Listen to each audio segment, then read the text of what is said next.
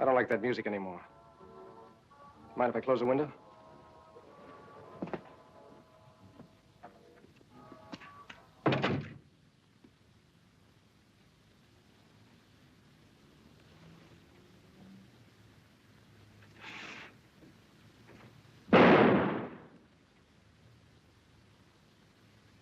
You can do better than that, can't you, baby?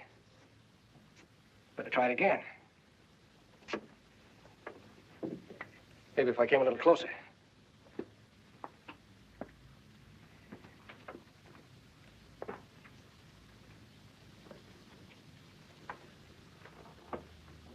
How's this? Think you can do it now?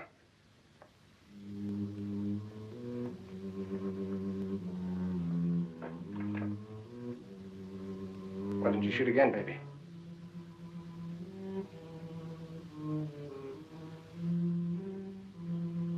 Don't tell me it's because you've been in love with me all this time. No, I never loved you, Walter, not you or anybody else. I'm rotten to the heart. I used you just as you said. That's all you ever meant to me. Until a minute ago. What the fuck are you doing?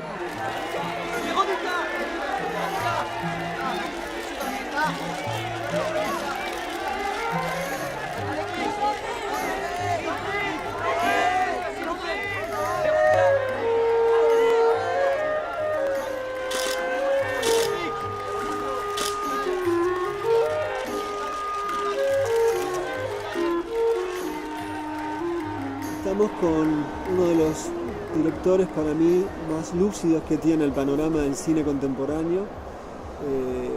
Fit Marseille, sin lugar a dudas, es uno de los festivales más interesantes, más intensos que tiene el panorama del cine mundial.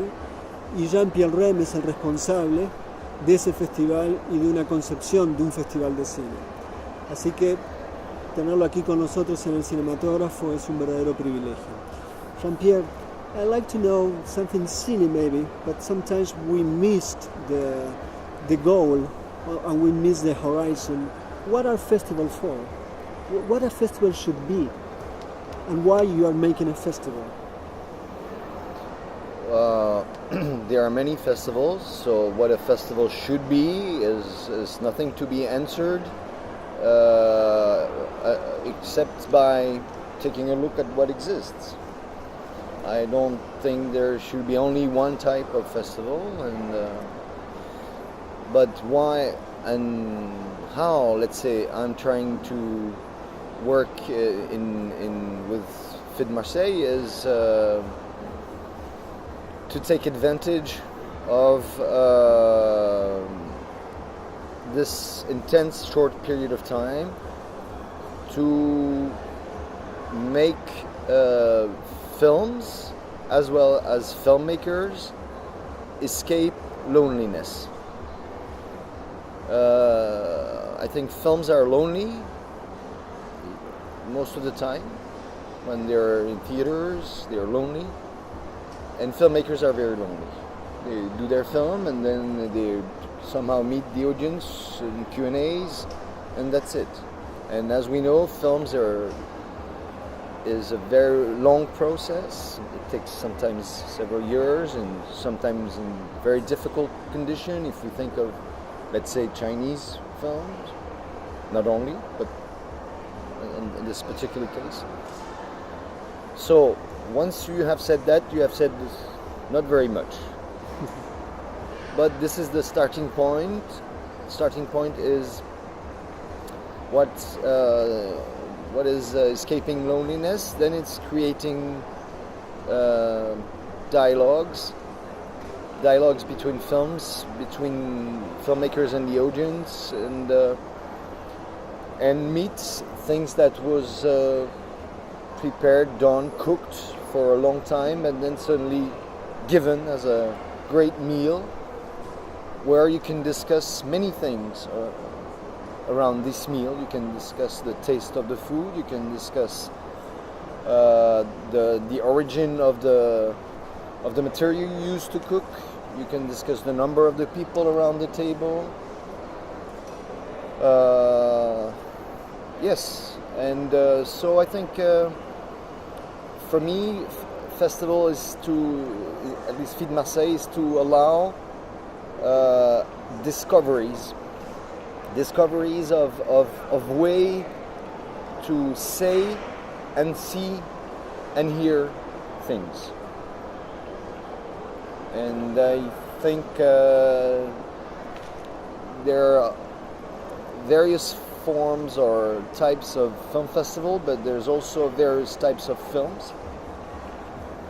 And some films would not be visible, would not maybe exist without certain festivals to which Film Marseille belong. So it's making possible to see and to feel that exist some parts of the world that would otherwise stay unseen. We know very well, for instance, that the edition is going through a great crisis. To write and to publish poetry, for instance, is very difficult. So a festival is a bit like an editor, a publisher that allow people to give to the audience something. A few minutes ago we were in a panel about film festivals, and one of the great moments, I think, of this discussion was in a moment, a kind of a statement you made, that you said films are not, taste is not the main criteria for choosing films. I would like to, if you can expand that concept and why you said that. Taste is, it depends again what you call taste, but for me, more or less, taste is I like this and I don't like that. And I remember that was very much struck by a sentence that Roland Barthes explained, that taste in that sense is referring to your own body. If you like strawberry ice cream, it's in a way you cannot share that.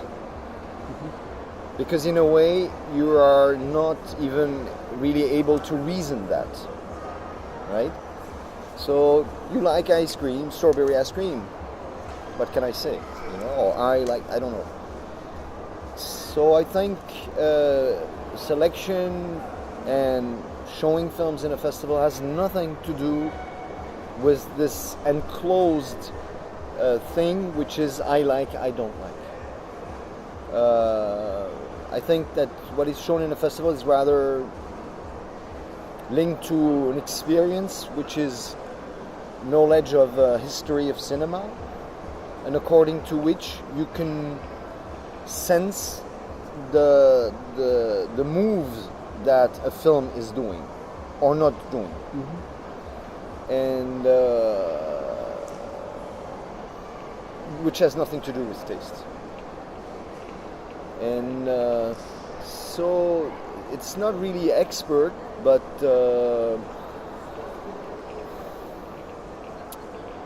it's a kind of knowledge that you acquire through seeing films, and which is in a way objective. Even if we can disagree strongly sometimes, and people with the same knowledge can strongly disagree, but then the table is the same. And we can do mistake, and I mean, it's like in painting, some people are great expert and sometimes faussaires, I don't know how you say that, people that do fake Okay, yes. forgery are cheating the expert, which is also a very interesting question. But so objective doesn't mean that it's true, doesn't mean that you're always right, but it means that it's not subjective. It has nothing to do with taste. It has to do with constructing a way to evaluate. I don't like the word to judge, but it's to sense, rather, to sense the weight of a film. and its importance or not, or its potential of lasting. This is also very important for me, that how much time is within a film. You know? It's not, because for me film is not a product where you say bad product, good product. No, it's not a product. It's an organism, and yeah. And then the difficulty, but you know very well this as a film critic and as a programmer, is not only to say yes, I like this film, I don't like. Is this film is feeding me, and will he feed others, and for how long? And of course, the great problem is when you're contemporary. It's very hard, because more or less to be contemporary means to be blind. You know, because you're living with. Contemporary means with. So how can you take some distance and evaluate if you're stuck to the objects? This is a very difficult task as a critic and as a programmer, because for me it's the same job. And so I'm amazed when I go to museum, when I see paintings, or if I see older films, that every time I see them I'm rewarded, and I'm thankful, and every time in a different way. But we don't have this weight of time when we see newer films. But still, we have to manage to do that. So this is nothing to do with taste. Taste is a doom. Jean-Pierre, I'd like to know, silly questions again, but sometimes silly questions. Your questions are not silly. Okay. I would like to know what for you are the main films nowadays which in a way allows us not to be blind, in the sense that we can sense contemporary filmmaking. Which are the signs, which are the films? It's a difficult question, because I'm afraid to forget things that would be important. So if I give a title, then maybe 10 minutes after I say, and I forget this. So,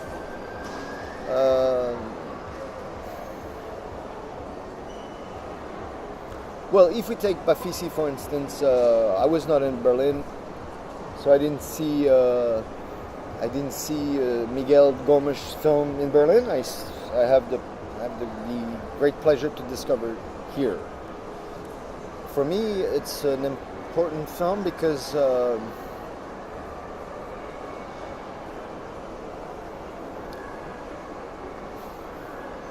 it doesn't totally unblind me. I'm too weak. But I can sense that my eyes are opening little bit. And I hope maybe I want to see it again, very quickly, and again. And for me, it's films that are helping you to rebuild your internal judging structure and physical, sensitive approach to cinema and the world. And for instance, what he does with narration, I think, with Mello, for instance, going back to this possibility of, let's call it some classical cinema, is something that now entered me. And I know it's a gift he gave me to think, but not only to think, but to see other films, And so important films would be this. Of course, Happy Chapon, where Stackle for me is another amazement, because it's broader my whole body, my mind, but also my whole body. It provides with new experiences. I'm changed after such films, and again, they give me time. And in Miguel Gomes, what's also completely bewildering, it gives you time because he's quoting and using mute silent movies and trying to connect contemporary cinema to that. So you can see he's stretching his hand to try to say hello to Mona and also to others, but he's taking you on that trip. And since of course I believe that these films are not dead, they're still very much alive. But you don't talk with them that easily either. And he making this gap. And Joy Api Chapong Wersako, it's the same. He's dealing with cinema from his own country and somehow some kind of ancient oral tradition, narrative tradition. Again, I think, like I said, a film is organic, and so organic means that he's netting with something else than film. Other films, of course, but also something else than film. This is very important. And yes, so it's a hard question you're asking here, but very important, of course. And yes, I think. But sometimes I would say even, let's say, more discreet films can do one simple gesture that is very important. That is again a great gift for me. So it's not only talking about entirely masterpiece. I think in cinema, especially today, and especially in the field of open documentary, let's say, or open fiction, you have films that are really breathing and help you to breathe. นี่จ้าสาว อ้าว มาถึงเร็วจัง ๆพอลงรถก็แวะมานี่เลย โอ้ อ้าวของฝากจากหนองคาย ขอบคุณค่ะ มาทีไรมีของฝาก เจ้าเก่าอันจน อะไร ห ล่ะ ลังฝากเขา